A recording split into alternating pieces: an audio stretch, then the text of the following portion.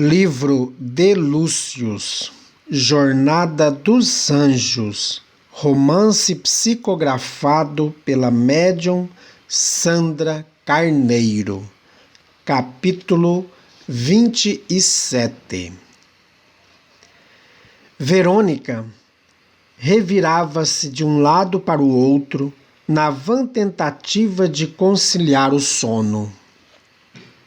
Seu coração batia descompassado, suas mãos estavam frias e ela não conseguia fechar os olhos. Pensava e repensava em tudo que faria dentro em breve para desaparecer de vez daquela prisão em que fora confinada. Estava tudo acertado com Catarina. Logo estaria livre.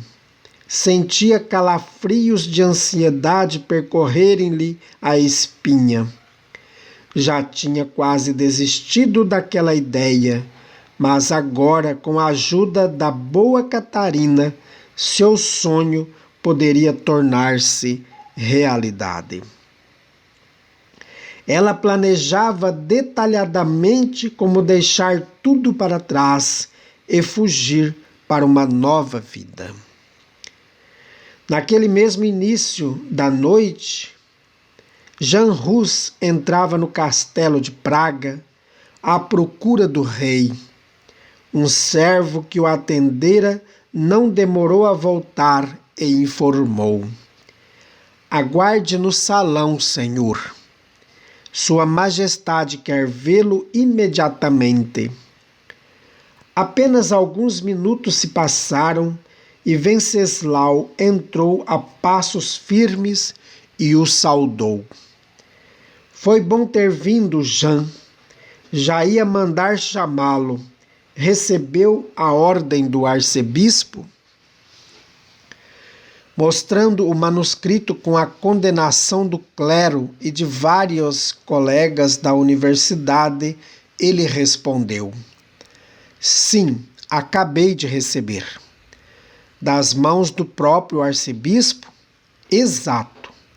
Aqui estou para saber de Vossa Majestade qual é o seu desejo, porque o meu é prosseguir com a tarefa a que me propus. Não tenho medo de ameaças e continuarei a denunciar todos os atos abusivos e absurdos da Igreja."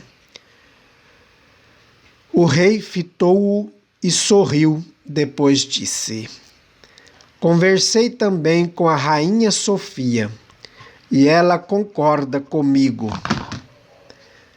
Jean estava atento ao rei, que acrescentou: "Precisávamos escutar a sua decisão, pois jamais o forçaríamos a continuar com qualquer ação que pudesse colocar em risco sua vida."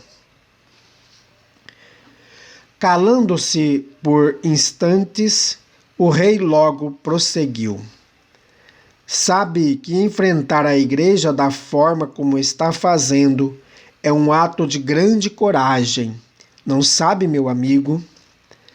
"Não poderia fazer diferente, Majestade. Estou consciente dos riscos, mas creio muito que os cristãos precisam libertar-se das pesadas amarras que lhes foram postas pela Igreja, cerceando seu pensamento e seus sentimentos e, especialmente, bloqueando a verdadeira compreensão da missão de Cristo na Terra, assim como do papel de cada cristão verdadeiro." O rei sorriu novamente e pegou de sobre a mesa os papéis que recebera do arcebispo com as decisões do grupo. Caminhando até a grande lareira, jogou o texto sobre as labaredas e declarou: "Neste caso, meu amigo, tem minha total aprovação.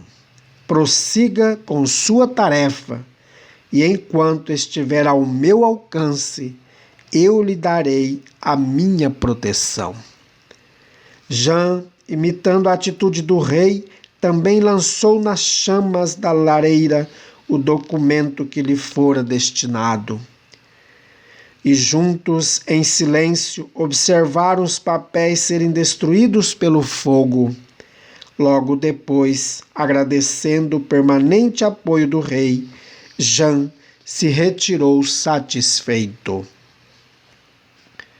Venceslau, tendo compartilhado com a esposa o encaminhamento da situação, foi para o quarto e preparou-se para dormir. Acomodando-se na cama, não conseguia parar de pensar na determinação e na fé que moviam os atos de Jean Rus. O soberano o admirava. Na manhã seguinte, nem bem o dia havia clareado, o padre Thomas e Verônica se aprontavam para sair. Estavam cruzando o portão principal do mosteiro quando um mensageiro se aproximou e informou que surgira um problema com a carga destinada ao orfanato. O padre devia ir imediatamente à mercearia. Thomas tomou Verônica pelo braço. Vamos, filha, apressemo-nos. Precisamos ir primeiro à mercearia e só então ao orfanato. Foi interrompido pelo forte choro de um menino aparentando seus 12 anos, que parecia desesperado e se dizia ferido. Thomas ajoelhou-se, perguntando o que se passava, e ele respondeu: apanhei de alguns moleques que me fazem de escravo, preciso de ajuda, está doendo muito. Exibiu manchas arroxeadas na barriga e também nas pernas e nas costas. Sem saber o que fazer, desejando socorrer o garoto e ao mesmo tempo resolver a questão importante na mercearia, Thomas pediu: façamos o seguinte. Verônica, leve o menino até o orfanato e peça para o médico ir vê-lo rápido. Eu vou até a mercearia e resolvo logo o problema. Solícita, Verônica assentiu. Pode deixar, pai, que eu vou socorrê-lo. Passando a mão pelo cabelo do garoto, indagou: como é seu nome, rapazinho? Pedro. Muito bem, Pedro. Vamos? Tomou o menino pela mão e ia se afastar. De repente parou, virou-se para o pai e, andando depressa até ele, beijou-o com ternura e disse: até breve, pai. Thomas sorriu e respondeu: não demoro, vou apenas liberar essa carga e logo estarei por lá. Assim que o pai se afastou o suficiente, Verônica entregou ao menino algumas moedas de ouro e advertiu: jamais conte nada a ninguém, entendeu bem? Agora ande, vá embora. O menino sumiu e a jovem correu na direção oposta àquela que levava ao orfanato. Próximo à ponte de Judite, encontrou uma carroça com algumas provisões e Catarina aguardando-a. Verônica correu ao seu encontro e, ofegante, agradeceu. Jamais terei como agradecer-lhe, Catarina. Mal me conhece e está sendo tão generosa, me ajudando tanto. Serei eternamente grata a você. Séria, Catarina disse: espero que você encontre o que procura, Verônica. Às vezes, pensamos que nossa felicidade está em algum lugar muito longe de nós, mas sei que ela está dentro de nossos corações. Obrigada mais uma vez, Catarina. Encontrarei uma maneira de pagá-la pelas coisas que está me cedendo. Trata-se de um empréstimo. Prometo pagar por tudo. Não se preocupe. Esta carroça, como já lhe expliquei, é bem velha e meu pai pouco a utiliza. E o animal também está velho, praticamente não nos servia mais. Eram somente para uma emergência. Já sentada na carroça, Verônica tomou as rédeas e enfatizou: esta é sem dúvida uma emergência. Segurando o braço da amiga, Catarina insistiu: tem certeza do que está fazendo?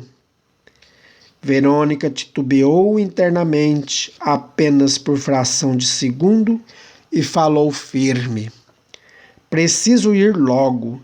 Não sei quanto tempo levará para meu pai perceber que foi enganado. Adeus, Catarina. Saiu apressada, atravessando a ponte. Carolina a observou até desaparecer, depois retornou para a mercearia do pai. Cerca de meia hora mais tarde, Thomas entrou no orfanato andando com rapidez, mal cumprimentou as crianças e perguntou pela filha: onde está Verônica? A freira, que diuturnamente tomava conta das crianças, informou: ela ainda não chegou, padre. Desencontraram-se? Thomas tinha mais do que suspeitas de que a filha tentara fugir. Insistiu: talvez tenha chegado sem ser vista. Vou procurá-la eu mesmo.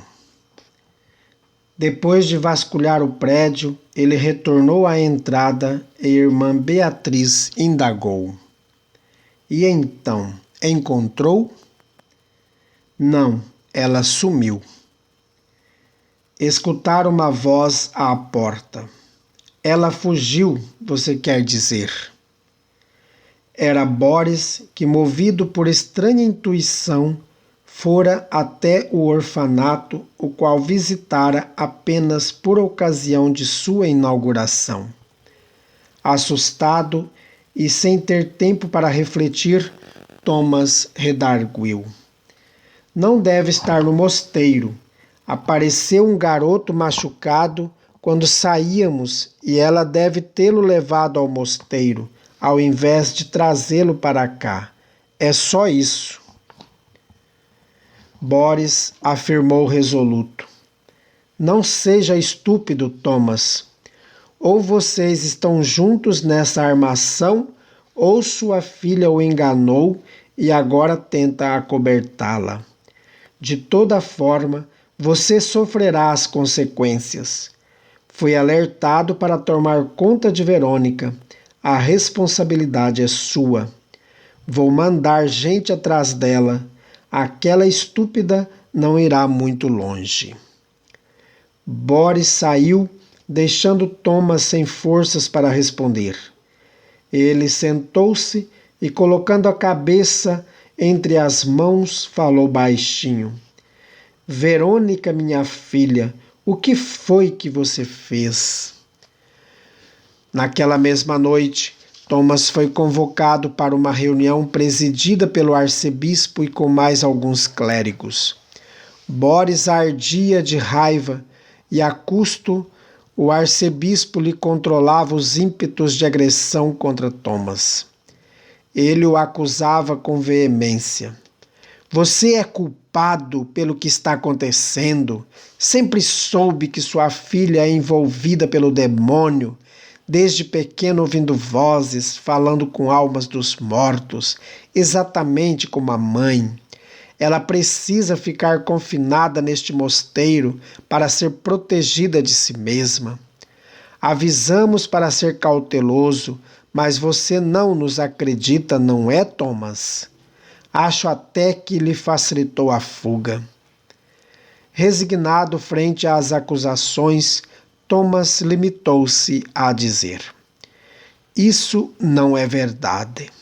Fui pego de surpresa como todos vocês. Não sei como foi que ela conseguiu escapar. A moça da mercearia, como é o nome dela? De quem está falando? Da filha mais nova do proprietário da mercearia. Ela está envolvida, não está? Mantendo a cabeça baixa, Thomas indagou: por que acha isso, Boris? Não foi ela quem deu desculpas rotas para levá-lo à mercearia? Hesitante, o interpelado respondeu: foi, mas não sei.